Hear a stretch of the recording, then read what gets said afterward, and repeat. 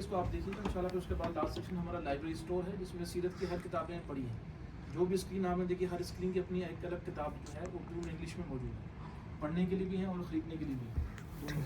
جزاک اللہ.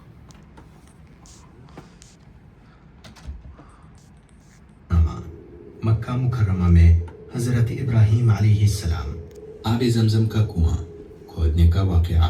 بیت اللہ کی تعمیر.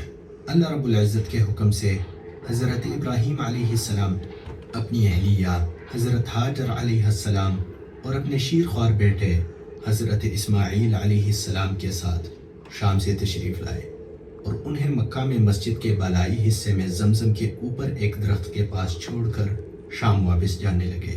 حضرت حاجر علیہ السلام کا کل اثاثہ تھا ایک مشکیزہ, پانی کا برتن اور کھجور کی ایک تھیلی.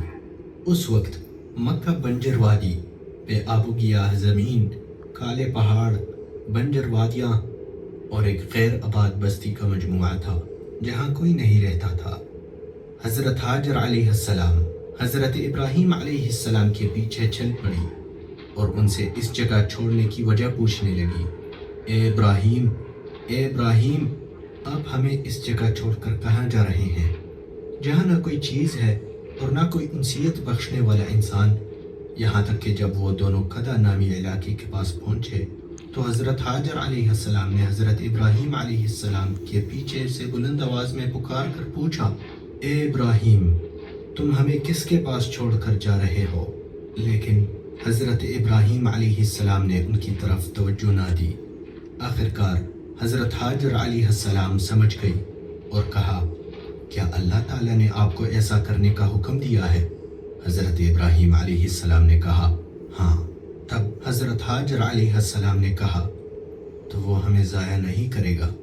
بس حضرت ابراہیم علیہ السلام روانہ ہو گئے, یہاں تک کہ جب وہ ان کی نظروں سے اوجھل ہو گئے تو بیت اللہ کا رخ کیا اور ہاتھ اٹھا کر ان الفاظ میں دعا کرنے لگے, ربنا انی اسکنت من ذریتی بواد غیر ذی زرع عند بیتک المحرم ربنا ليقيموا الصلاة فاجعل أفئدة من الناس تهوي إليهم وارزقهم من الثمرات لعلهم يشكرون. حضرت حاجر علیہ السلام اپنے بیٹے اسماعیل علیہ السلام کے ساتھ وہاں ٹھہری رہیں. کئی دنوں بعد جب کھانے پینے کی چیزیں ختم ہو گئی, خوف کے آثار نمودار ہونے لگے, ہلاکت کا سایہ ظاہر ہونے لگا اور اضطراب و پریشانی چھانے لگی. تو اسی پریشانی کی حالت میں حضرت حاجر علیہ السلام قریبی وادی تک دوڑ کر جاتی جس کے دونوں سرے دو پہاڑوں پر ختم ہوتے ہیں, جن میں سے ایک کا نام صفا اور دوسرے کا نام مروہ ہے. جن میں سے قریب تر صفا پہاڑ تھا وہ اس پر چڑھ گئی اور دیکھنے لگی کہ کیا اس وادی میں کوئی ہے, لیکن انہیں کوئی نظر نہ آیا. تو وہ پہاڑ سے نیچے آئیں اور وادی میں دوڑتے ہوئے دوسرے پہاڑ پر چڑھ گئی, لیکن انہیں وہاں بھی کوئی نظر نہ آیا. اگرچہ انہوں نے نہ کسی کو دیکھا اور نہ کسی چیز کی آواز سنی, لیکن اللہ رب العزت پر ان کو یقین تھا کہ اس کی مدد ضرور آئے گی, اور اسی یقین کے ساتھ وہ کوشش کرتی رہیں اور ایک پہاڑ سے دوسرے پہاڑ تک دوڑ کر جاتی رہیں, یہاں تک کہ انہوں نے 7 چکر پورے کر لیے. اسی دوران ان کو اپنے بچے کا خیال آیا اور دل ہی دل میں کہنے لگی کہ مجھے اپنے بچے کو دیکھنا چاہیے کہ وہ کس حال میں ہے. پھر ایسا لگا جیسے انہیں کوئی آواز سنائی دے رہی ہو اور وہ اپنے آپ سے کہہ رہی ہو, خاموش ہو جاؤ. پھر وہ آرزو, امید اور شوق کے ساتھ چیخ پڑی, مدد کریں, مدد کریں اگر آپ مدد کر سکتے ہیں. تب وہ دیکھتی ہے کہ زمزم کے مقام پر حضرت جبرائیل علیہ السلام کھڑے ہیں. حضرت جبرائیل علیہ السلام نے اپنے پر سے زمین کھودی تو اس سے پانی نکلنے لگا. حضرت اسماعیل علیہ السلام کی والدہ اللہ کے فضل و کرم اور اپنے شیرخوار بچے کے بچ جانے پر اس قدر خوش ہوئی کہ اس کا تصور نہیں کیا جا سکتا۔ پھر وہ چلو بھر بھر کر پانی لینے لگی جبکہ پانی ابلتا ہی جا رہا تھا۔ پھر انہوں نے پانی پیا اور اپنے بچے کو دودھ پلایا۔ اب ان کے اعصاب پرسکون ہوئے اور ان کے دل کو سکون ملا۔ پھر جبرائیل علیہ السلام نے انہیں پکار کر کہا، ہلاک ہونے سے مت ڈرو، یہاں اللہ کا گھر ہے جو یہ لڑکا اور اس کے والد بنائیں گے، اور اللہ اپنے بندوں کو ضائع نہیں ہونے دیتا۔ قبیلے جرہم کے لوگوں نے جب مکہ کے نشیبی حصے میں آ کر پڑاؤ ڈالا تو انہوں نے ایک پرندے کو منڈلاتے ہوئے دیکھا۔ انہیں اندازہ ہو گیا کہ یہ پانی پر منڈلا رہا ہے۔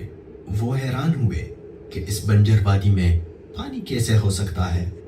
انہوں نے اپنا قاصد بھیجا تو حضرت ہاجر اور ان کے فرزند حضرت اسماعیل علیہ السلام سے اس حال میں ملاقات ہوئی کہ میٹھے پانی کا چشمہ بہہ رہا تھا۔ وہ ان کے پاس گئے اور ان سے ان کے پڑوس میں بسنے کی اجازت طلب کی۔ انہوں نے اجازت دی تو وہ لوگ اپنے اہل و عیال لے آئے اور وہیں آباد ہو گئے۔ اس طرح حضرت ہاجر علیہ السلام کو انسیت والے لوگ مل گئے اور اس میں آتا ہے، اور یہاں کے لوگوں کو بہترین چیزوں سے رزق عطا کیا جاتا ہے اللہ کے فضل سے۔ پھر ملت حنیفی والے اور ایمان و توحید کے علم بردار ہمارے والد حضرت ابراہیم علیہ السلام کی دعاؤں کے فضل سے۔ وَإِذْ جَعَلْنَا الْبَيْتَ مَثَابَةً لِلنَّاسِ وَأَمْنًا وَاتَّخِذُوا مِن مَّقَامِ إِبْرَاهِيمَ مُصَلًّى وَعَهِدْنَا إِلَىٰ إِبْرَاهِيمَ وَإِسْمَاعِيلَ أَن طَهِّرَا بَيْتِيَ لِلطَّائِفِينَ